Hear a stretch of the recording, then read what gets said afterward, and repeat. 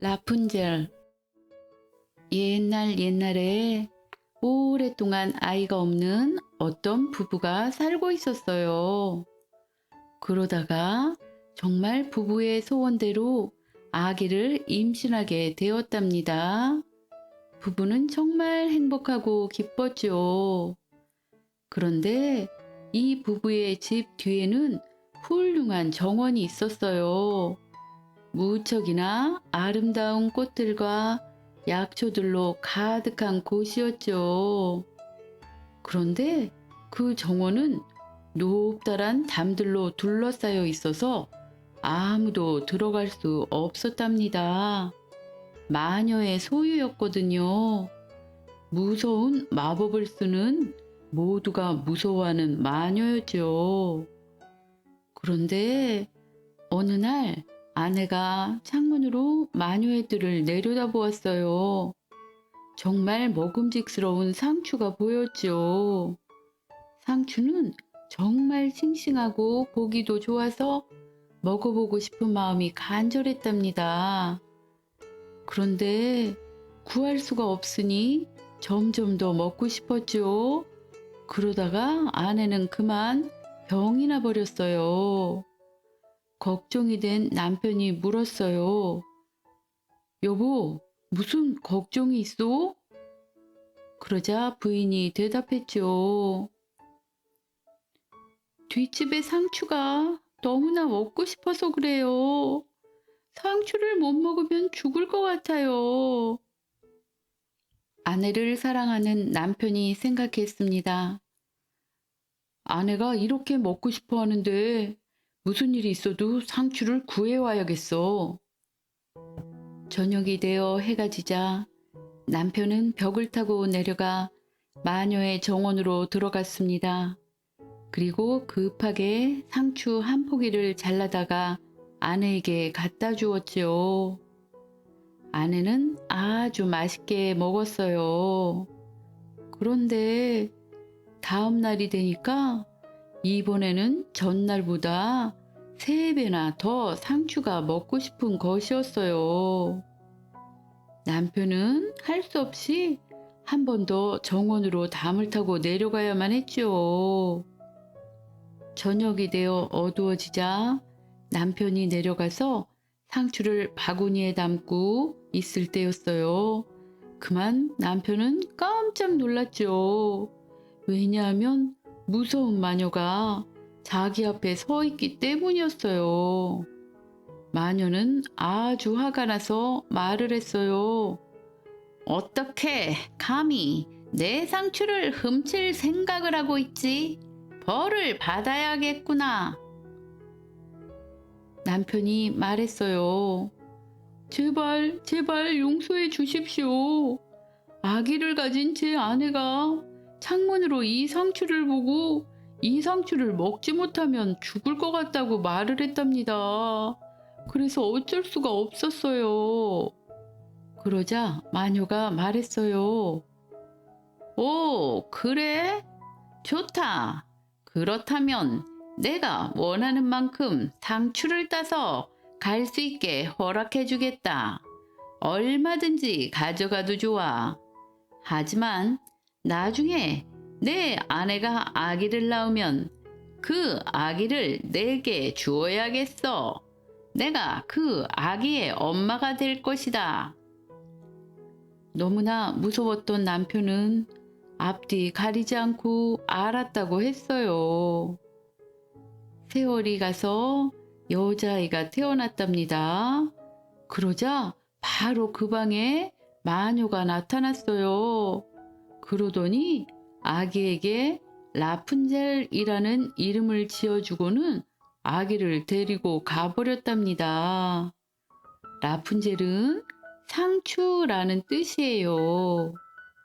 라푼젤은 정말 예쁘게 자라났답니다.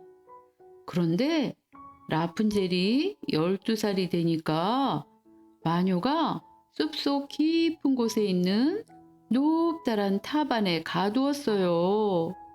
나오는 계단도 문도 없는 탑이었죠. 탑 맨 꼭대기에는 작은 창이 하나 있었어요. 마녀가 탑에 들어오고 싶으면 창문 아래로 가서 외쳤죠. 라푼젤아, 라푼젤아, 내 머리카락을 아래로 내려다오. 라푼젤은 아주 아름답고 길다란 머리카락을 가지고 있었거든요.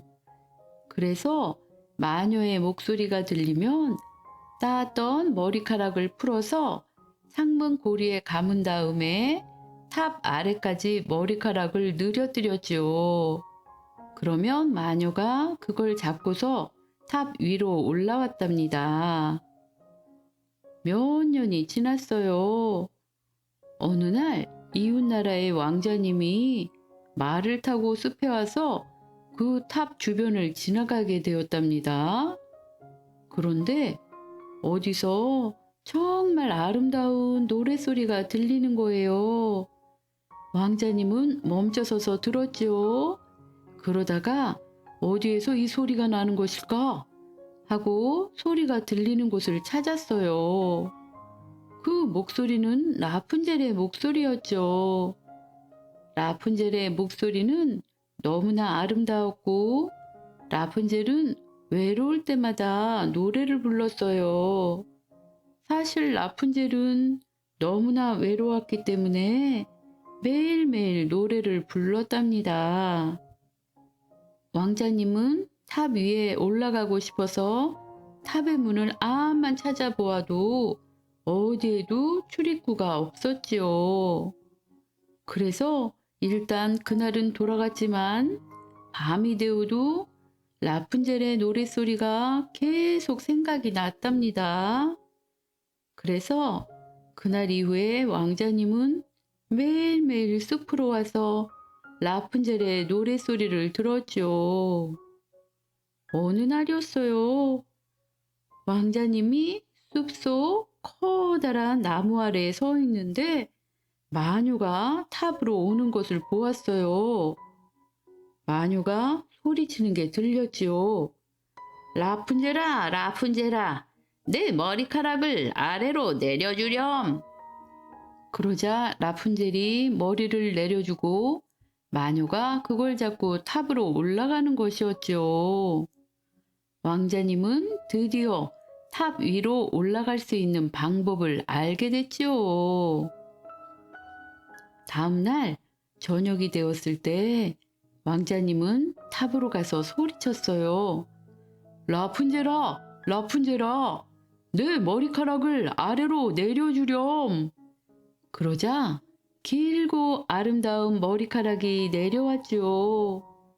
왕자님은 머리카락을 잡고 탑 위로 올라갔어요. 남자를 처음 본 라푼젤은 깜짝 놀랐죠. 하지만 왕자님이 다정하게 말을 하였어요. 당신의 노래를 듣고 나는 매일 당신 생각만 했다오. 당신을 한 번이라도 보고 싶은 마음뿐이었다오. 그러자 라푼젤은 무서움이 사라져 버렸답니다. 나와 결혼해 줄 수 있겠소? 왕자님이 말했어요. 라푼젤이 보니까 왕자님은 정말 젊고 잘생겼지요. 라푼젤이 생각했어요. 마녀 엄마보다 이분이 더 나를 사랑해 주실 거야. 그래서 라푼젤은 왕자님의 손을 잡았습니다. 그리고 말했어요. 기꺼이 당신을 따라갈래요. 하지만 저는 여기서 내려가는 방법을 모르는걸요. 매일 제게 실 한 덩어리씩 가져다 주시면 제가 그걸로 긴 밧줄을 만들게요. 밧줄이 다 만들어지면 제가 내려갈게요. 그러면 저를 데리고 가주세요.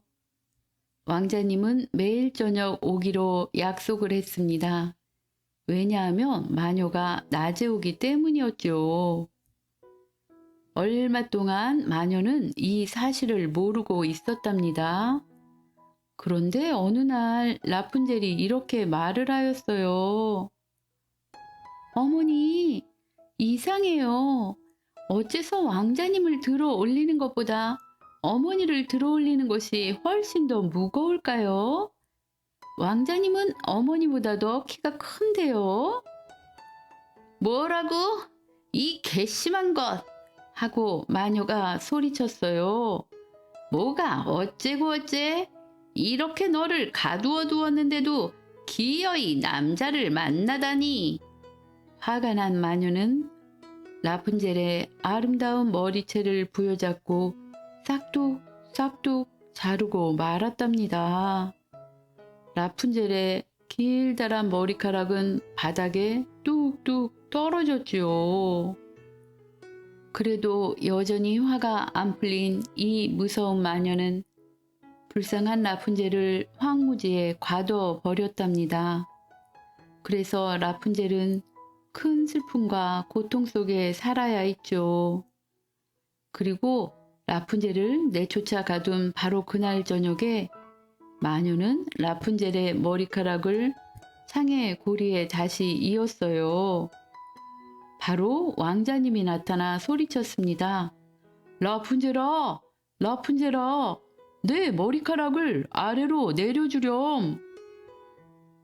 마녀가 창에 매단 그 머리카락을 내려주었어요. 왕자님이 올라왔지요. 하지만 아름다운 라푼젤은 온데간데 없고 무서운 마녀가 이글이글 하는 눈빛으로 자신을 노려보고 있는 것이에요. 마녀가 비웃으면서 말했어요. 라푼젤을 찾고 있나? 하지만 아름다운 새는 이제 더 이상 노래를 부르지 못해. 고양이가 낚아채 갔거든. 그리고 그 고양이가 이제 내 놈의 눈을 핥힐 것이다. 라푼젤은 이제 없어. 너는 다시는 라푼젤을 볼 수 없을 것이다. 왕자님은 너무나 슬퍼서 그만 탑에서 뛰어내리고 말았답니다. 다행히 죽지는 않았지만 떨어질 때 가시나무에 떨어지는 바람에 두 눈을 가시에 찔리고 말았어요. 그래서 왕자님의 두 눈은 앞이 보이지 않게 되었답니다. 그 이후로 왕자님은 눈이 안 보이는 상태로 세상을 방황하게 됐지요. 왕자님은 나무 열매 외에는 아무것도 먹지 못했어요. 그리고 사랑하는 라푼젤을 잃은 것이 너무도 슬퍼서 하염없이 눈물만 흘렸지요. 그렇게 몇 년을 슬픔에 잠겨 또 돌아다녔습니다. 그러다가 드디어 라푼젤이 살고 있는 황무지에까지 가게 되었어요. 황무지에는 라푼젤이 쌍둥이 남매를 낳고 가엾게 살고 있던 곳이었지요.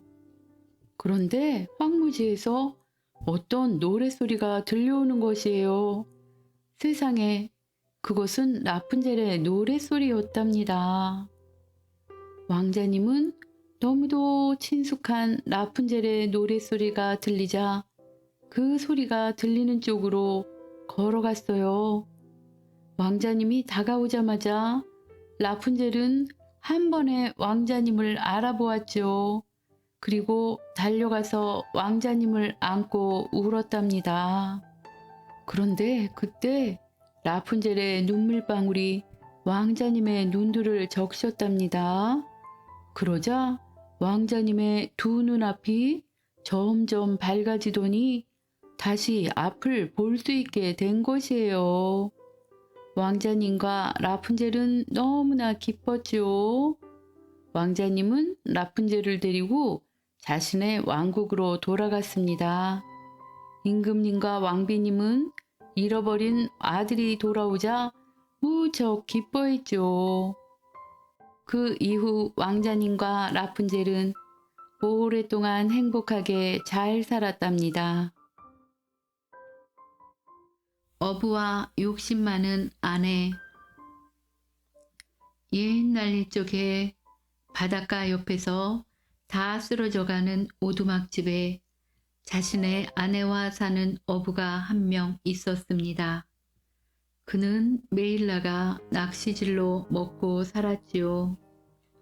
한 번은 낚싯대를 들이우고 앉아 맑은 물만 바라보고 있는데 낚시줄이 갑자기 푹 가라앉으며 아래로 내려가는 것이었습니다. 그래서 어부가 낚시줄을 끌어올리자 커다란 물고기 한 마리가 끌려 나왔습니다. 그러자 그 물고기가 어부에게 말했습니다. 어부님, 부디 비나인이 저를 놓아주세요. 저는 진짜 물고기가 아니라 마법에 걸린 왕자랍니다. 그런 저를 죽여서 뭐에 쓰겠어요? 저는 드시기에 맛있지도 않으니 저를 물에 놓아주세요. 어부는 놀랬지만 그래 가보라 하며 물고기를 놓아주었습니다. 긴 말 할 필요도 없다. 말을 하는 물고기라면 그냥 놓아주어야지. 그는 물고기를 다시 맑은 바닷물에 되돌려 보내주었습니다. 그런 다음 어부는 자리를 털고 일어나 자신의 아내가 있는 오두막집으로 돌아갔습니다. 당신! 부인이 말했습니다. 오늘은 뭐 잡은 거 없어요? 오! 하고 남자가 말했습니다. 커다란 물고기 한 마리 잡긴 했는데 자기가 마법에 걸린 왕자라고 해서 내가 놓아주었어. 아니, 소원은 뭐 말 안 했어요? 라고 부인이 말했습니다. 안 했는데? 남자가 말했죠. 소원을 빌어야 하는 거야? 아이고 답답 하며 부인이 말했습니다. 이 더러운 오두막집에 사는 게 지겹지도 않아요. 우리 부부를 위해 자꾸 아담한 집 한 채 부탁하는 게 뭐 나쁜 일인가요? 다시 가서 그 물고기를 불러 자꾸 아담한 집 한 채만 달라고 말해봐요. 줄지 누가 알아요? 라며 남자가 말했습니다. 나보고 또 거길 가라고? 아이 참, 부인이 말했습니다. 당신이 잡은 건 분명하잖아요. 그리고 놓아주었고요. 그러니 꼭 들어줄 거예요. 얼른 가보세요. 어부는 전혀 내키지가 않았지만 아내의 말을 거역하기 싫어 바닷가로 가보았습니다. 어부가 보니 바다는 더 이상 예전처럼 반들반들하지 않고 온통 초록색과 노란색이었습니다. 남자가 가만히 선 채로 말했죠. 물고기야, 바다에 사는 물고기야, 이리 좀 와주련? 내 아내가 내 생각과 좀 다른 생각이 있어. 그러자 물고기가 팔랑팔랑 헤엄치며 어부에게로 다가와 말했습니다. 그럼 아내 되시는 분이 뭘 원하시는데요? 하며 어부가 말했습니다.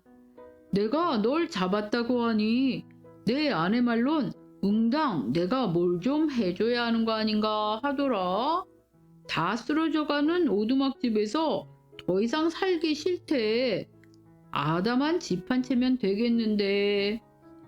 가보세요. 라며 물고기가 말했습니다. 벌써 가지셨을 거예요. 그래서 남자가 집에 돌아와 보니 아내는 더 이상 오두막집에 있지 않았습니다. 오두막집 대신 작고 아담한 집 한 채가 서 있는데 아내는 그 집 앞에 있는 긴 의자에 앉아 있었습니다. 아내가 남편의 손을 잡아 끌며 말했어요. 안으로 들어가 봐요. 이 집 참 근사하지 않아요? 그들은 안으로 들어갔습니다. 아담하고 예쁜 응접실과 침실이 각각 하나씩 있고 부엌과 식료품 저장실이 하나씩 있는 집이었습니다. 찬장도 모두 고급이었고 아름다운 그릇들이 가득 채워져 있었죠. 아담한 그 집 뒤에는 작은 마당이 있는데 암탉들과 오리들도 있고 꽃들과 과일이 달린 작은 정원도 있었습니다. 봐요. 아내가 말했습니다. 넌 멋지지 않아요? 그러네. 남편이 말했습니다. 우리가 항상 꿈꾸어 오던 것인걸. 이제 만족하며 삽시다. 그건 좀 더 생각해 보고요. 라고 아내가 말했습니다. 모든 것이 만족스럽게 2주일이 이어졌습니다. 어느 날 아내가 말했습니다. 들어봐요, 여보. 이 집은 우리 부부가 살기에 너무 작아요. 정원도 작고 마당도 작고 물고기한테 다시 가서 커다란 집을 달라고 해보세요. 그러니까 돌로 지어진 큰 성을 달라고 해보세요. 나 성에 살고 싶어. 어서 물고기에게 가봐요. 우리에게 성을 달라고 해보라니까. 여보, 라고 남자가 말했습니다. 이 집도 아담하고 충분히 좋은데 뭘 또 바라고 그래? 우리가 성에 산다니 그게 말이나 돼요? 아이 참, 그 부인이 말했습니다. 일단 한번 가보라니까요. 물고기가 해줄 거예요. 아니 여보, 남자가 말했습니다. 물고기는 이미 우리에게 아담한 집 한 채를 주었잖소. 그리고 또 가서 다른 걸 바라면 물고기도 화를 낼 게 분명하잖소. 가봐요. 여자가 말했습니다. 물고기라면 아주 쉽게 할 수 있어요. 기쁘게 해줄 거예요. 당신은 그냥 가보기만 하면 된다니까. 어부의 마음이 무거워졌습니다. 아무래도 가면 안 될 것 같았거든요. 그가 속으로 말했습니다. 이건 아닌데. 그렇지만 그는 물고기를 찾으러 바닷가로 갔습니다. 바다에 도착해 보니 물은 이제 자줏빛과 짙은 파랑색이 되어 있고 어두컴컴하고 흐려져 있었습니다. 더 이상 예전처럼 초록색에다 노란색이 아니었어요. 하지만 아직은 잔잔했지요. 어부는 거기 서서 말했습니다. 물고기야, 바다에 사는 물고기야, 부디 이리로 좀 와보렴. 내 안에 있듯이 내 생각과 좀 다르구나. 그래요? 그럼 그녀가 뭘 원하든가요? 물고기가 나타나서 말했습니다.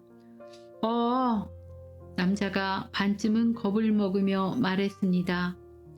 돌로 지어진 큰 성에 살고 싶다는구나. 가보세요. 그녀가 문 앞에 서 있을 겁니다. 라고 물고기가 말했습니다. 그런 다음 남자는 자리를 뜨고 집으로 향했지요. 집에 도착한 남자는 큰 돌 궁전을 발견했습니다. 그의 아내가 막 계단을 밟고 들어가려고 서 있었지요. 아내가 남편의 손을 잡아 끌며 말했습니다. 들어가 봅시다. 그래서 그는 아내와 함께 들어갔습니다. 그 성은 대리석으로 마감된 큰 홀과 많은 하인들이 있었습니다. 하인들이 문들을 활짝활짝 열어주었지요. 벽들엔 온통 아름다운 벽지들이 화사하게 발라져 있고요. 방들엔 순금으로 된 의자들과 탁자들과 함께 수정으로 된 샹들리에가 천장에 매달려 있었습니다. 그리고 모든 방들과 침실엔 양탄자가 깔려 있었고요. 모든 탁자들 위엔 최고급으로 먹을 것과 포도주가 있었습니다. 집 뒤에는 커다란 마당이 하나 있는데 말과 소들이 사는 마구간도 있고 최고급 마차들도 있었습니다. 훌륭하고 큰 정원도 있었지요. 아름다운 꽃들과 과일나무들이 가득했습니다. 아우, 아름답지 않아요? 정말 그래, 남자가 말했습니다. 우리가 정말로 이런 아름다운 성에 살게 되다니 이제 만족하는 거지, 여보? 그건 좀 더 생각해 보자고요. 라고 부인이 말했습니다. 그래서 그들은 침대로 가 잠이 들었죠. 다음 날 아침 아내가 먼저 잠에서 깨었습니다. 마침 아침이 밝아오려던 찰나였지요. 침대에서 일어난 그녀가 자신 앞에 펼쳐진 더없이 아름다운 시골 풍경을 보았습니다. 그래서 아내는 자신의 팔꿈치로 남편의 옆구리를 찌르며 말했습니다. 일어나 봐요, 여보. 창문 좀 봐요. 보세요. 우리가 저 땅 모두의 왕이 되면 안 될까요? 물고기한테 가서 우리 보고 왕이 되게 해달라고 하세요. 아니, 남자가 말했습니다. 왕은 또 무슨 말이야? 나는 왕이 되고 싶지 않아. 아이고 참, 아내가 말했습니다. 누가 당신 보고 왕이 되래요? 내가 되게 해달라고. 어서 물고기에게 가봐요. 가서 나를 왕으로 만들어 달라고 하세요. 여보, 라며 남자가 말했어요. 왕이 돼서 뭐하게? 나는 물고기한테 그런 말을 하면 안 될 것 같아. 왜 안 되는데? 여자가 말했습니다. 당장 가지 못해? 나는 왕이 되어야겠어. 그래서 남자가 할 수 없이 갔습니다. 아내가 왕이 되겠다고 우겨서 어부의 마음은 정말로 우울했지요. 이건 아닌 것 같은데 그는 생각했지만 벌써 바닷가에 도착했습니다. 바다에 도착해 보니 바다는 아주 짙은 회색이고 파도가 위아래로 넘실대었고 냄새도 부패한 냄새가 났습니다. 남자가 바닷가 옆에 가서 말했습니다. 물고기야, 물고기야. 부디 이리로 좀 와주렴. 내 아내의 생각이 나랑 좀 다르구나. 그럼 그녀가 뭘 원하던가요? 라고 물고기가 나타나서 말했습니다. 어부가 말했습니다. 글쎄, 내 부인이 왕이 되고 싶대. 그녀에게 가보세요. 그녀는 벌써 왕이 되어 있을 겁니다.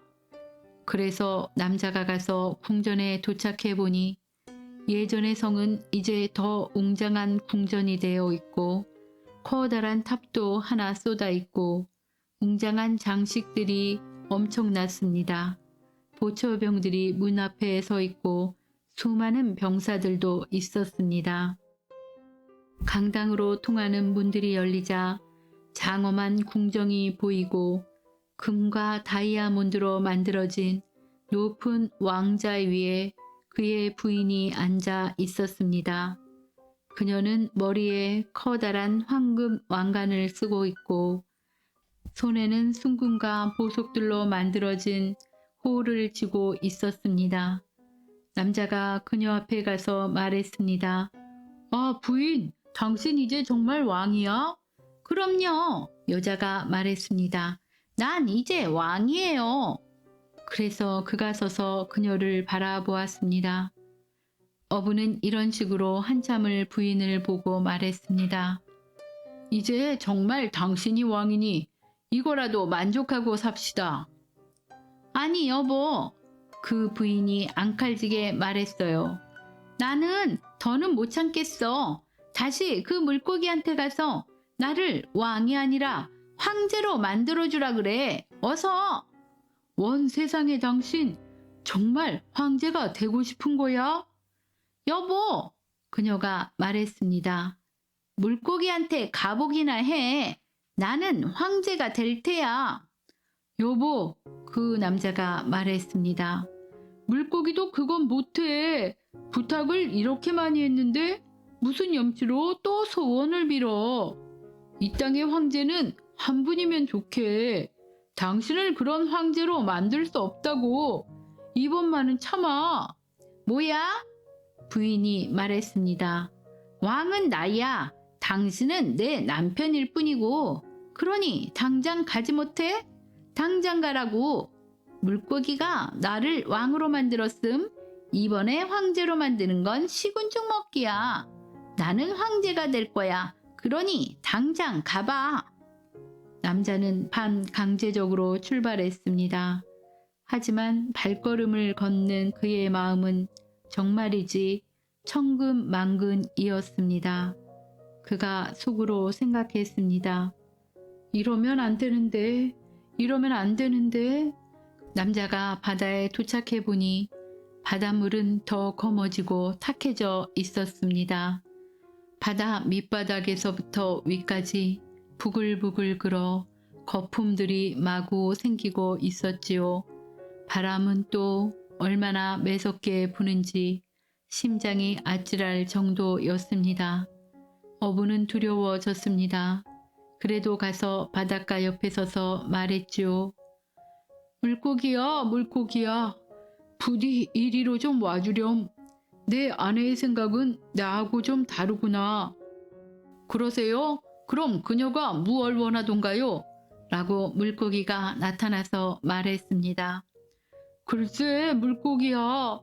남자가 말했습니다. 내 부인이 글쎄 황제가 되고 싶대. 그녀에게 가보세요. 벌써 황제가 되셨습니다.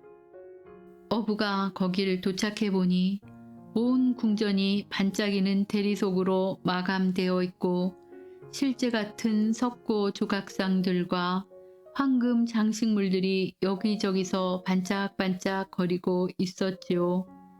병사들이 문 앞을 지나가고 있고 궁전 안에는 남작, 백작, 공작들이 하인들 마냥 주변에서 대기하고 있었습니다.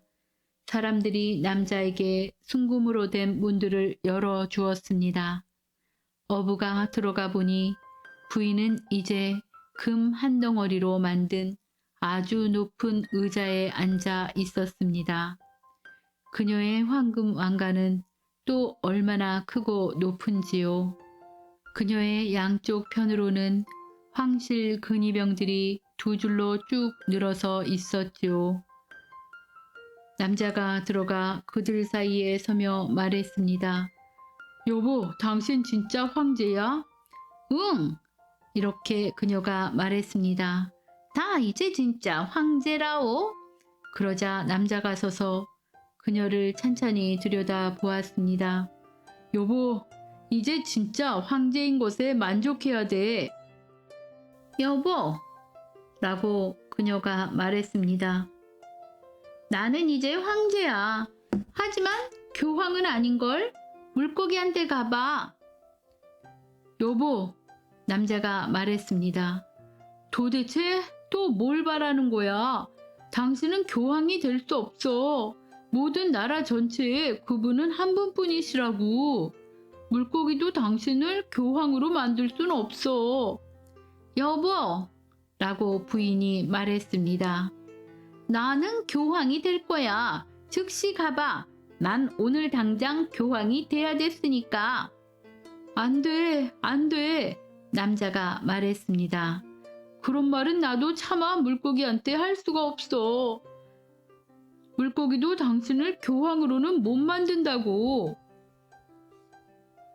여보, 라며 그녀가 말했습니다.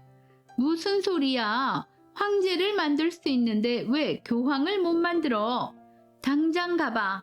나는 황제야. 당신은 고작 내 남편에 지나지 않아. 그러니 당장 가지 못해? 어부는 가긴 갔지만 이번엔 너무나 두려워서 실신하기 일보 직전이었습니다.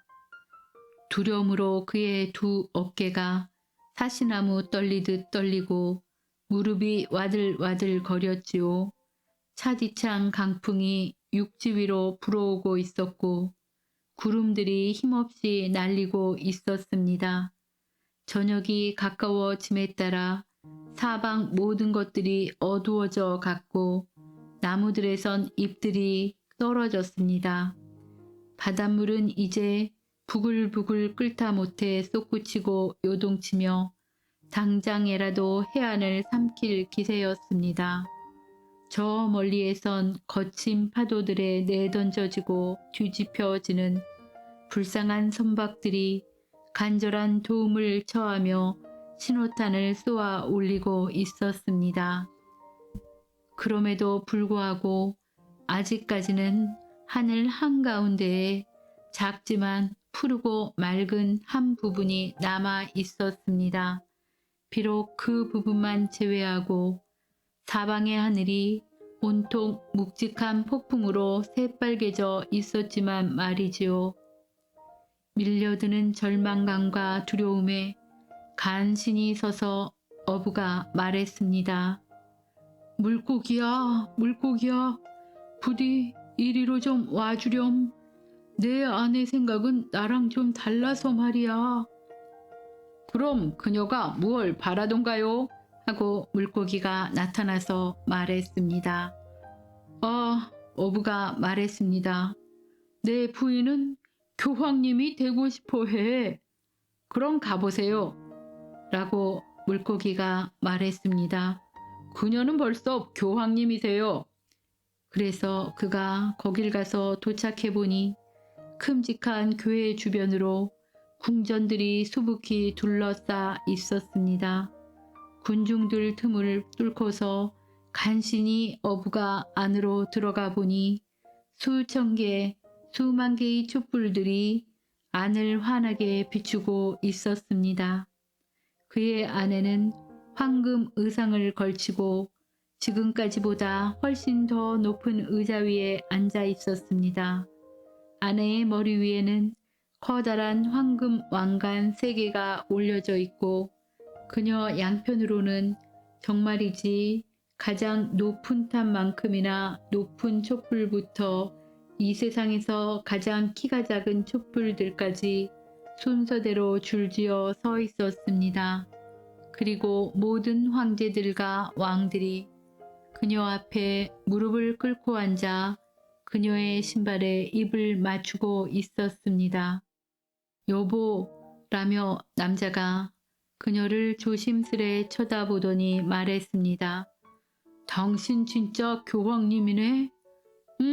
하며 그녀가 말했습니다. 나는 교황님이야.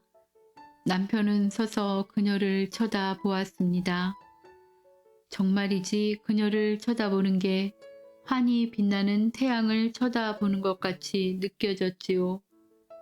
그때 그가 다시 말했습니다. 여보, 이제 교황님도 됐으니 이제 만족하는 거지? 하지만 그녀는 마치 기둥만큼이나 뻣뻣한 표정을 지으며 어떤 몸짓도 눈짓도 하지 않아서 남편이 다시 말했습니다. 여보, 이제 교황님도 됐으니 이제 만족하자. 더 이상은 높은 게 없어요. 그건 좀 더 생각해보고 라고 부인이 말했습니다. 그런 까닭에 그들 부부가 잠자리에 들었을 때 그녀는 만족할 수 없었습니다. 탐욕이 그녀를 잠들게 놓아두지 않았기 때문입니다. 왜냐하면 그녀는 이제 또 뭐가 될지를 끊임없이 생각해보고 또 생각해보며 스스로를 지치게 하고 있었기 때문이지요. 그러나 남편은 아주 푹 잘 잤습니다. 왜냐하면 그날 하루 동안 집에서 바닷가까지 여러 번을 걷고 또 걸어 고된 하루를 보냈으니까요. 하지만 아내는 전혀 잠이 오지 않았습니다. 온 밤을 이쪽으로 누웠다 저쪽으로 누웠다만 반복했지요. 이제 뭐가 되게 해달랍실까? 이 생각만 하면서요. 하지만 아무리 생각해봐도 교황님보다 높은 건 생각나지 않는 것이었습니다. 결국 태양이 다시 떠오르기 시작했습니다. 그때 아내는 새벽에 빨간 빗줄기를 보며 침대에 앉아 있었지요. 창문을 통해 떠오르는 태양을 바라보고 있던 그녀가 말했습니다. 해와 달을 뜨고 지게 지시를 내릴 순 없을까? 여보, 당신! 그녀가 자신의 팔꿈치로 남편의 갈비뼈를 콕콕 찌르며 말했습니다. 일어나봐요. 물고기한테 가서 제가 신이 되게 해달라고 말하고 오세요. 남자는 아직 반쯤 잠이 덜 깬 상태였습니다. 하지만 잠결에 들은 소리가 너무도 불경해 그는 깜짝 놀라며 침대에서 굴러 떨어지고 말았습니다. 어부는 자신이 꿈결에 다른 말을 들었다 생각하며 두 눈을 비비며 말했습니다. 여보, 당신 뭐라 그런 거야? 여보, 여자가 말했습니다. 내가 해와 달에게 떠오르라, 져라 할 순 없을까? 해와 달이 떠오르고 지는 걸 바라보고 싶은 걸. 아, 못 참겠어. 한시가 급해. 내 손으로 저들을 뜨거워지게 하지 못하면 한시도 행복하지 않을 것 같아. 그 말을 하는 아내의 표정이 너무도 표독스러웠기 때문에 남편은 섬뜩했습니다. 아내가 말했습니다. 당장 가. 나는 신이 되고 싶어. 여보, 남자가 그녀 앞에 두 무릎을 꿇고 앉으며 말했습니다. 물고기도 그건 못해. 사람을 황제로, 교황님으로 만들어줄 순 있어도 신으로는 안 된다고. 여보, 내 맹세코 말하는데 제발 교황님이 된 걸로 만족하고 살면 안 될까?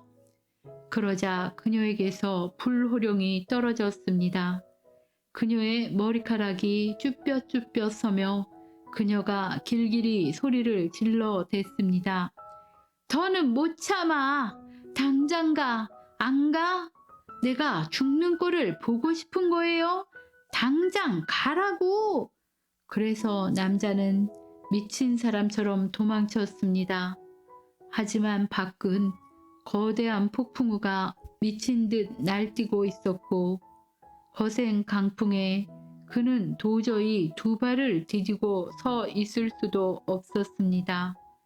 집들과 나무들이 뿌리채 뽑혔고 산들이 무너져 내려 바위들이 떼굴떼굴 바다로 구르고 있었습니다. 하늘은 이제 온통 검은색이었죠. 천둥 소리가 들리고 번개가 치고 있었습니다. 교회의 탑이나 산만큼이나 높고 검은 파도들이 들이닥치고 있었죠. 파도들의 최고 꼭대기 위엔 새하얀 거품 덩어리가 생기고 있었습니다. 남자가 소리질러 봤지만 도무지 자기 자신의 목소리조차 들을 수 없을 정도였습니다. 물고기야, 물고기야, 부디 이리로 좀 와주렴. 왜냐면 내 아내의 생각이 나랑 좀 달라서 말이야. 그럼 그녀가 원하는 게 뭐든가요? 하고 물고기가 나타나서 말했습니다. 어부가 말했습니다. 내 부인은 신이 되길 원해. 그녀에게 가보세요. 당신은 그녀가 예전에 다 쓰러져 가던 그 오두막집으로 돌아온 걸 발견하실 겁니다. 그리하여 그들 부부는 죽을 때까지 오두막집에서 살게 되었답니다. 세상의 뱀잎. 옛날에 정말 너무도 가난한 남자가 아들과 함께 살고 있었습니다. 어느 날 아들이 말했어요. 아빠, 아무래도 이대로 가다간 저희 둘 다 굶어 죽을지도 몰라요. 그러니 제가 집을 나가 제 손으로 한번 돈을 벌어볼게요. 그리하여 아빠는 아들에게 축복을 해준 후에 아들을 보내주었습니다. 그 당시에는 강력한 제국의 왕이 전쟁을 벌이고 있었어요. 그래서 아들도 군인이 되어 왕과 함께 전장으로 나갔습니다. 적군이 앞에 있고 전투가 벌어지고 큰 위험이 도사리는 곳이죠. 쏟아지는 총탄에 그의 동료들이 퍽퍽 쓰러져 죽어갔습니다. 결국에 대장까지 죽고 말았지요. 그럴 때 동료들이 달아나려고 했어요. 하지만 젊은이는 앞으로 나아가며 동료들에게 외쳤습니다. 저들에게 우리 조국이 짓밟히는 걸 내버려 둘 테냐? 그리하여 다른 동료들도 젊은이를 뒤따랐습니다. 그래서 적을 전멸시킬 수 있었답니다. 젊은이가 이번 승리에서 큰 공을 세웠음을 전해 들은 왕은 젊은이를 다른 누구보다 높이 승진시켜주고 많은 보물도 주었죠. 젊은이는 이제 왕국 제1의 군인이 되었어요. 왕에게는 무척이나 아름다운 공주가 한 명 있었답니다. 그런데 좀 이상한 성격이었죠. 글쎄, 자신의 남편이 될 자는 자신이 먼저 죽으면 따라서 생매장을 당해야 한다고 서약하지 않으면 안 된다는 것이었어요. 바로 이런 맹세를 남편한테 강요한 것이에요. 나를 진심으로 사랑한다면 그래야 하는 거 아니야? 하고 공주가 말했지요. 그리고 반대로 남편이 먼저 죽으면 자기도 생매장을 당하겠다고 맹세를 했지요. 이런 무서운 맹세를 강요한 덕분에 이때까지의 모든 성혼자들이 달아났어요. 하지만 젊은이는 공주가 너무나 예뻤기 때문에 앞뒤도 안 가리고 그녀를 달라 왕께 청했답니다. 자네가 어떤 소약을 해야 하는지 알고 있겠지? 하고 왕이 말했어요. 그 애와 함께 묻히는 걸세. 젊은이가 대답했어요. 저는 그녀보다 더 오래 살고 싶지 않습니다. 그래서 왕이 허락을 했어요. 그리고 결혼식이 성대하게 거행되었죠. 그들은 서로 행복하게 만족하며 잘 살았답니다. 그런데 그만 공주가 큰 병에 걸려서 죽고 말았어요. 젊은이는 자신이 맹세한 것이 생각나 생매장을 당할 걸 생각하니 너무나 걱정이 되었죠. 하지만 달아날 방법이 없었습니다. 왕이 모든 성문에 보초병들을 깔아놓았기 때문이었죠. 결국 장례식 날에 젊은이도 왕족의 지하 납골당으로 끌려갔어요. 밖에서 문이 닫히고 빗장이 걸어졌답니다. 관 가까이에 탁자가 하나 놓여 있고 그 위에 양초 4개와 빵이 4개, 포도주 4병이 있었어요. 이 음식을 다 먹으면 젊은이는 굶어 죽을 수밖에 없었지요. 젊은이는 고통과 슬픔에 젖어 앉아 있었어요. 그래도 매일 아주 조금씩 빵과 포도주를 마시면서 견디었죠. 그럼에도 불구하고 나날이 죽음이 다가오는 게 느껴졌답니다. 젊은이가 멍해져서 앞을 보고 있었는데요.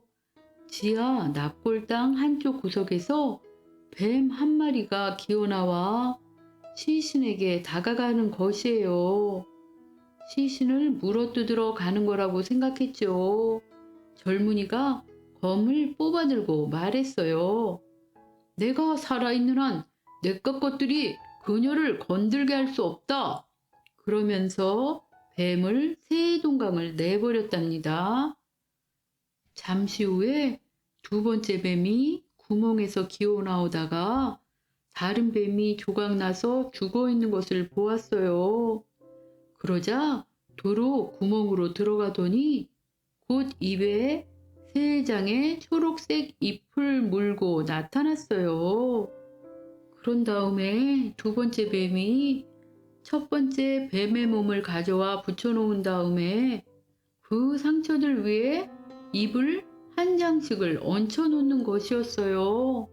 그러자 끊긴 조각들이 합쳐지며 뱀이 꿈틀거리더니 다시 되살아난 거예요. 그리고는 두 뱀 다 서둘러서 도망갔지요. 잎들은 바닥에 남겨진 채였답니다. 이것을 본 남자가 머릿속에 떠오르는 게 있었지요. 몸이 갈라진 뱀을 살릴 수 있는 잎의 능력이라면 죽은 사람도 살릴 것 같았지요. 그래서 젊은이가 잎들을 주어서 공주의 입에 한 장, 두 눈에 각각 한 장씩 얹어 보았답니다. 그러자마자 즉시 공주의 혈관에 피가 돌며 창백하던 얼굴에 붉은 기가 돌았죠. 그리고 생기가 돌아온 것이에요. 그때 공주가 숨을 쉬며 두 눈을 뜨고 말했어요. 아, 세상에, 여긴 어디죠?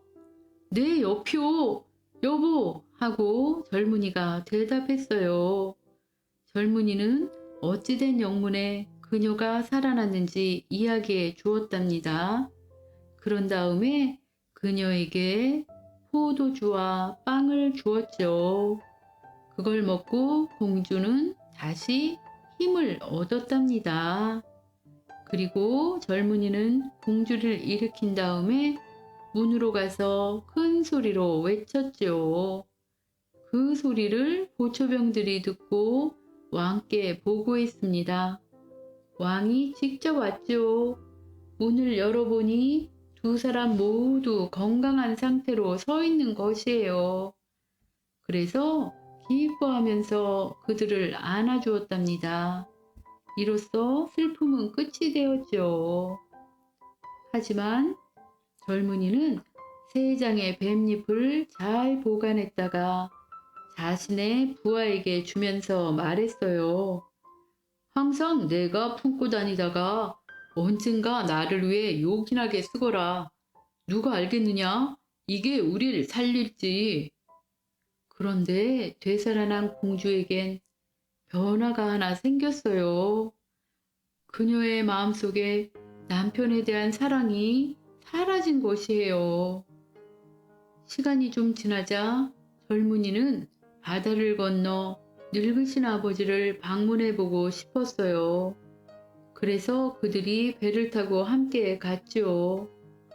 공주는 남편의 사랑을 잊고 배의 선장과 사랑에 빠져버렸답니다. 그래서 젊은이가 잠든 사이에 선장을 방으로 불러들여가지고 자신은 젊은이의 머리를 잡고 선장은 젊은이의 발을 잡고서 바닷속에 내던져 버렸어요. 공주가 말했지요. 이제 집으로 돌아가. 그가 가는 동안에 죽었다고 말해야 되겠어요. 그럼 내가 아바마마께 당신을 칭찬하는 말을 할 거야. 그럼 왕께서 나와 당신을 결혼시켜 주겠지. 그러면 당신이 왕국을 물려받게 되는 거지. 하지만 이것을 모두 보게 된 젊은이의 부하는 용케도 그들에게 발각되지 않고 배에서 작은 보트 한 척을 내려 젊은이를 찾아다녔습니다. 결국 부하는 젊은이의 시신을 끌어올릴 수가 있었죠. 부하는 항상 품고 다니던 세 장의 뱀잎을 꺼냈습니다. 그리고 시신의 두 눈과 입에 뱀잎을 올려 놓았죠. 정말 다행히도 젊은이가 다시 숨을 쉬기 시작했습니다. 그들은 필사적으로 밤낮으로 노루를 저었습니다. 그래서 공주보다 더 빨리 왕께 도착할 수 있었답니다. 그들이 온 것을 보고 놀란 왕이 도대체 무슨 일이 있었던가 하고 물었습니다. 그래서 젊은이가 모든 사실을 다 이야기했죠. 내 딸이 그런 짓을 했다니 아비로서 도저히 믿기지 않는구나. 하지만 진실의 횃불은 곧 밝혀지기 마련이지. 그래서 일단 비밀방에 들어가 숨어 있으라고 말하였습니다. 머지않아 큰 배가 항구에 도착했지요. 공주가 나타났어요. 어연일로 너만 왔느냐? 너의 남편은 어디 있느냐? 왕이 말했지요. 아바마마, 항해 도중에 남편이 죽게 되어서 돌아오게 되었어요. 남편이 심한 열병에 걸려 죽었지 뭐예요. 선장님이 저를 보살펴주지 않았다면 저도 병에 걸려 죽었을 거예요. 남편이 죽을 때 선장님도 계셨으니 아바마마께 말씀드릴 수 있어요. 왕이 말했어요. 그럼 내가 죽었다는 그를 불러보겠다. 왕이 침실문을 열고 두 사람을 나오라 명했지요. 자신의 남편이 살아있는 것을 본 공주는 무릎을 꿇고 앉아 자비를 구했습니다. 왕이 말했어요. 자비는 없다. 그는 죽은 너를 되살려 주었지. 하지만 너는 오히려 자고 있는 그를 죽였다. 너는 당연히 내 잘못에 대한 벌을 받으리라. 그런 다음에 공주는 선장과 함께 구멍이 뚫린 배 한 척에 태워져 바다로 보내졌습니다. 거기서 그들은 바닷속으로 가라앉아 버렸지요. 젊은이는 왕이 죽은 후에 왕이 되었습니다. 그 이후로 나라를 잘 다스리며 오래오래 행복하게 잘 살았답니다. 숲속의 새 난장이. 옛날에 호라비와 과부가 서로 이웃에 살고 있었어요. 남자에게도 딸이 있고 여자에게도 딸이 한 명 있었지요. 딸들은 서로 알고 지냈어요. 같이 산보를 나갔다가 여자의 집에 들렸어요. 어느 날 여자가 남자의 딸에게 말했습니다. 들어봐, 내 아빠한테 전하렴. 내가 너희 아빠와 결혼하고 싶어 한다고. 그렇게 되면 너는 매일 아침 우유로 세수하고 포도주를 마시게 될 거야. 하지만 내 딸은 물로 씻고 물을 마실 거야. 소녀는 집으로 가서 아빠에게 그 여자가 한 말을 전했어요. 아빠가 말했습니다. 이걸 어쩐담? 남자가 결론을 내리지 못하고 우연히 장화를 벗다가 말했어요. 이 장화를 바꿔라. 안에 구멍이 하나 났지 뭐냐? 그걸 가지고 다락방으로 가서 큰 못에 건 다음 물을 부어보거라. 만약에 물이 담아지면 내가 재혼을 하겠다. 하지만 물이 새면 재혼하지 않을 거야. 딸은 아빠 말씀대로 했죠. 그런데 쏟아부은 물이 한데 모아지며 물이 장화 꼭대기까지 차올랐어요.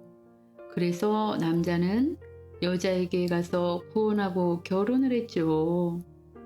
결혼식 다음 날 두 소녀가 일어나 보니 남자의 딸 앞에는 씻으라고 우유가 놓여 있고 마시라며 포도주가 놓여 있었어요. 하지만 여자의 딸 앞에는 씻으라며 물이 놓여 있고 마시라며 또 물이 놓여 있었지요. 두 번째 날이었어요. 남자의 딸과 여자의 딸 앞에 똑같이 씻을 물과 마실 물이 각각 놓여 있었습니다. 세 번째 날이 되자 남자의 딸 앞엔 씻을 물과 마실 물이 놓여 있었고 여자의 딸 앞엔 씻을 우유와 마실 포도주가 놓여 있었지요. 그 이후로는 계속 그렇게 물과 포도주가 각각 놓여 있었습니다. 여자는 의붓딸에게 끔찍이도 모질게 대했습니다. 나날이 더 의붓딸을 괴롭히는데 열중했어요. 그녀는 의붓딸이 아름답고 사랑스러운데 자신의 딸은 못생겨서 질투를 느꼈답니다. 어느 추운 겨울날이었어요. 모든 것이 돌처럼 꽁꽁 얼고 언덕과 계곡이 눈으로 뒤덮인 날 여자가 종이로 드레스를 한 벌 만들더니 의붓딸을 불러서 말했어요. 여기 이 드레스를 입고 숲으로 가서 딸기 한 바구니를 가져오너라. 왠지 딸기가 먹고 싶구나. 소녀가 말했습니다. 겨울에 나는 딸기는 없어요. 땅도 다 얼었고 사방에 눈이 수북한데요. 더구나 이렇게 추운 날에 이런 종이 드레스를 입고 가라니요. 밖이 너무 추워요. 이걸 입고 가다간 얼어 죽고 말 거예요. 내 말을 또 거역하겠다는 것이냐? 하고 새엄마가 말했습니다. 당장 나가. 가서 딸기 한 바구니를 구할 때까진 다시는 내 얼굴을 보일 생각도 말아라. 그런 다음 새엄마는 의붓딸에게 빵 한 덩어리를 주면서 말했습니다. 이거면 하루는 버틸 거야. 그러면서 새엄마는 생각했습니다. 밖에서 얼어 죽든 굶어 죽든 내가 알아서 하고 다신 여기에 돌아오지 말거라. 그래서 아가씨는 그 종이 드레스를 걸치고 바구니를 품에 안고 길을 나섰습니다. 밖에 나오니 정말 눈밖에 보이지 않았어요. 초록색 이파리라고는 눈을 씻고 봐도 안 보였죠. 그녀가 숲으로 들어서니 쉼터 한 채가 나왔습니다. 그 집에선 3명의 난장이들이 밖을 보고 있었죠. 아가씨는 똑똑 정중히 문을 두들겼습니다. 그들이 소리쳤어요. 들어오세요. 그래서 그녀가 방으로 들어가 공손히 인사를 한 후에 난로 옆에 있던 긴 의자에 앉아 몸을 데우며 자신의 식사를 하기 시작했습니다. 난장이들이 말했어요. 우리도 좀 주시오. 그래요 하면서 소녀가 말하며 자신이 먹던 빵을 반으로 나눈 다음 그 반을 그들에게 주었습니다. 그들이 물었어요. 당신은 왜 이 추운 겨울날 숲에 오게 됐어요? 그것도 그렇게 얇은 드레스를 입고서. 아가씨가 대답했습니다. 딸기 한 바구니를 찾아야 해서요. 그걸 구할 때까지 집에 못 들어가요. 아가씨가 자신의 빵을 먹고 있는데 난장이가 그녀에게 빗자루를 하나 주며 말했습니다. 이걸로 뒷문 밖에 있는 눈을 쓸어보세요. 아가씨가 밖으로 나가자 3명의 난장이들이 서로 말했습니다. 우리 저애에게 뭘 줄까? 저애는 너무 착해서 자기가 먹던 빵도 우리에게 나누어 주었잖아. 그러자 다른 난장이가 말했습니다. 내 선물은 그녀가 매일매일 더 예뻐지는 거야. 다른 난장이가 말했습니다. 그럼 내 선물은 그녀가 말을 할 때마다 그녀 입에서 금화가 한 입씩 나오는 거야. 마지막 난장이가 말했습니다. 그렇담 내 선물은 왕이 도착해 저 애를 아내로 맞이해 데려가는 거야. 그때 아가씨는 난장이들이 말한 대로 빗자루를 들고 작은 집 뒤편에 있는 눈을 쓸고 있었습니다. 그런데 눈 속에서 무엇인가 있는 것이에요. 뭔가 보니 정말 잘 익은 딸기가 있지 뭐예요. 아가씨는 너무도 기뻐서 그것을 바구니에 잔뜩 담았죠. 난장이들에게 감사의 인사를 하고는 새엄마가 있는 집으로 달려갔습니다. 아가씨가 집에 들어와 말을 하는데 불쑥 그녀의 입에서 금화 한 입이 떨어지는 것이에요. 거기에다가 숲에서 무슨 일이 있었는지를 말하는데 그녀가 한마디 할 때마다 그녀의 입에서 금화들이 막 쏟아져 나와 온 방을 금화로 가득 채웠지요. 계모의 딸은 너무 부러웠습니다. 그래서 자기도 딸기를 구하러 숲으로 가고 싶어졌지요. 계모가 말했습니다. 아니다 얘야. 그러다 이 추운 날 얼어 죽어. 하지만 계모의 딸은 계속 우겼지요. 그래서 계모는 계모의 딸에게 엄청 두꺼운 모피 드레스를 지어주며 그것을 입고 가게 했어요. 물론 버터를 바른 빵과 케이크도 가지고 가서 먹으라고 주었지요. 계모의 딸은 숲으로 들어가 곧장 그 쉼터로 향했습니다. 새 난장이들이 있었지만 계모 딸은 그들에게 인사도 안 하고 그들을 쳐다보지도 않고 말을 걸지도 않은 채 귀찮다는 듯이 방으로 들어가 난로 옆에 앉아 자신의 케이크와 버터 바른 빵을 먹기 시작했습니다. 우리도 좀 주세요 하고 난장이들이 소리쳤어요. 하지만 그녀는 대답하길 내 먹을 것도 모자란데 다른 사람 줄게 어디 있다는 거니? 그녀가 다 먹었을 때 난장이들이 말했습니다. 자, 여기 빗자루가 있어요. 우리를 위해 이걸로 뒷문 밖에 눈을 좀 쓸어주세요. 내가 왜 그걸 해야 해? 너희들이 직접 해. 하며 그녀가 대답했습니다. 난장이들이 자신에게 줄 게 없다 생긴 계모딸은 문 밖으로 나가 버렸습니다. 그러자 난장이들이 서로 이야기를 나누었습니다. 우리 저에게 뭘 주지? 저애는 저렇게 거만하고 못된 심보를 지녔어. 누구에게도 착한 일 한번 해본 것 같지 않은데? 첫 번째 난장이가 말했습니다.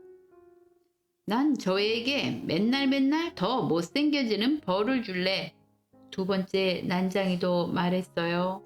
나는 저애가 말을 할 때마다 입에서 두꺼비가 한 마리씩 나오는 벌을 줄래. 그러자 세 번째 난장이도 말했어요. 난 저희가 끔찍하게 죽는 벌을 줄 거야. 밖에 나온 처녀가 딸기가 있는지 살펴보았지만 하나도 찾지 못하고 분통을 터뜨리며 집으로 돌아갔습니다. 집에 도착해서 숲에서 무슨 일이 있었는지 엄마에게 말하려고 입을 열자마자 그녀의 입에선 두꺼비가 한 마리씩 튀어나왔습니다.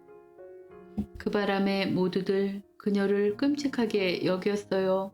그리고 계모의 딸은 매일매일 더 못생겨졌습니다. 너무나 화가 난 계모는 하루 온종일 어떻게 하면 나날이 더 아름다워만 가는 남자의 딸을 해칠까 그 생각만 했습니다. 그러다가 결국 큰 냄비를 하나 가져와 불 위에 놓은 다음 씨를 잔뜩 넣고 팔팔 끓였습니다. 다 끓인 후에 계모는 그 뜨거운 씨를 아가씨에게 도끼 한 자루와 함께 주며 꽁꽁 엉강으로 가서 얼음에 구멍을 내고 이 실들을 다 찬물에 헹구고 오라고 말했습니다. 아가씨는 강으로 가서 얼음에 구멍을 냈지요. 그리고 한참 헹구고 있는데 왕이 탄 화려한 마차 한 대가 다가오는 것이었습니다. 마차가 멈추더니 왕이 물었습니다. 가엾은 아이야, 너는 누구며 여기서 지금 무얼 하고 있는 것이냐? 저는 지금 실들을 헹구고 있었어요. 왕은 아가씨가 너무나 불쌍했습니다. 그리고 왕이 아가씨를 자세히 보니 아가씨가 너무나 아름다운 것이었습니다. 왕이 아가씨에게 말했어요. 나와 함께 가지 않겠습니까? 아, 좋아요. 하며 그녀가 대답했습니다. 왜냐하면 정말로 계모와 딸에게서 도망치는 게 기뻤으니까요. 그래서 그녀는 왕과 함께 마차를 타고 갔습니다. 그들은 궁전에 도착한 다음 아주 화려한 행렬과 함께 새 난장이들이 예견한 대로 화려한 결혼식을 올렸습니다. 1년 후에 왕비는 아들을 한 명 낳았습니다. 그때쯤에는 계모도 의붓딸이 크게 출세했다는 소문을 들었죠. 그래서 자기 딸과 함께 궁전으로 갔습니다. 그리고 왕이 바깥으로 나간 새에 이 나쁜 계모는 왕비의 머리를 잡고 그리고 계모의 딸은 왕비의 발을 붙잡았지요. 그들은 그렇게 왕비를 들어올려 창문 바로 옆에 흐르던 시내로 던져버렸답니다. 그런 다음 못생긴 딸이 대신 왕비의 침대에 누웠어요. 새엄마는 그녀의 머리까지 이불을 덮어주었죠. 집에 돌아온 왕이 자신의 아내와 얘기하고 싶어 하자 새엄마가 큰 소리로 말했습니다. 아유, 지금은 안 돼요. 저희가 지금 열이 심해서 누워 있답니다. 오늘은 푹 쉬게 두어야 해요. 의심이 많은 왕은 그 다음날 다시 찾아왔습니다. 왕이 아내와 대화하는 동안에 그녀가 대답을 할 때마다 두꺼비가 한 마리씩 튀어나왔지요. 예전에는 금화가 한 입씩 나왔는데 말이죠. 어떻게 된 영문인지 왕이 물어보았습니다. 그러자 계모는 이게 다 열 때문이라오. 이제 금방 다 나을 거예요. 하고 말하였습니다. 하지만 그날 밤에 부엌에서 접시를 닦는 사람이 도랑을 거슬러 올라가며 수영하는 오리 한 마리를 보았습니다. 오리가 말을 하였습니다. 왕께서는 지금 무엇을 하시고 계시나요? 그리고 접시 닦기가 아무런 말이 없자 오리가 다시 말하였습니다. 제 손님들은 지금 무엇 하고 있나요? 접시 닦기가 아무런 대답이 없자 오리가 말하였습니다. 손님들은 지금 무엇을 하고 있나요? 접시 닦기가 말했어요. 그들은 자고 있어요. 그러자 오리가 다시 물었어요. 제 아가는 무엇 하고 있나요? 접시 닦기가 말했어요. 요람에서 자고 있어요. 그러자 오리가 2층으로 오더니 왕비의 모습으로 변하고 아기를 돌보는 것이었어요. 아기의 침대를 흔들어주고 이불을 꼭 덮어주고 그런 다음 다시 오리의 모습으로 변해서 도랑으로 가서 유유히 헤엄쳐 갔지요. 오리는 이틀 동안 계속 그렇게 왔습니다. 세 번째 밤에 접시 닦기에게 말했어요. 가서 왕께 전하세요. 왕의 검을 가지고 와서 제 어깨 위로 3번 흔드시라고요. 그래서 접시 닦기가 달려가 이 사실을 왕께 알렸어요. 왕이 검을 쥐고 달려와 그 오리의 위로 검을 3번 흔들자 3번째 흔들 때 자신의 아내가 굳건하고 생생한 모습으로 자신 앞에 서 있는 걸 보았죠. 왕은 크게 기뻐했습니다. 하지만 왕은 다음 날까지 왕비를 숨겼습니다. 다음 날이 오자 왕이 계모와 계모의 딸에게 말했습니다. 다른 이를 침대에서 끌어내 물속에 빠뜨린 이를 어찌하면 좋을까? 그런 놈은 냉큼 잡아다 못이 가득한 통 속에 넣어 언덕에서부터 물속으로 굴러보내야 합니다. 계모가 말했습니다. 좋다 하고 왕이 말했습니다. 내가 말한 대로 판결을 집행하리라. 그런 다음 왕은 그런 통을 가져오게 지시를 내린 다음 계모와 그녀의 딸을 함께 통 속에 넣은 다음 뚜껑을 못으로 쳐서 막았습니다. 언덕에서부터 굴러보낸 그 통은 결국 강 속에 퐁당 빠지고 말았죠. 그 이후로 왕과 왕비는 오랫동안 행복하게 살았습니다.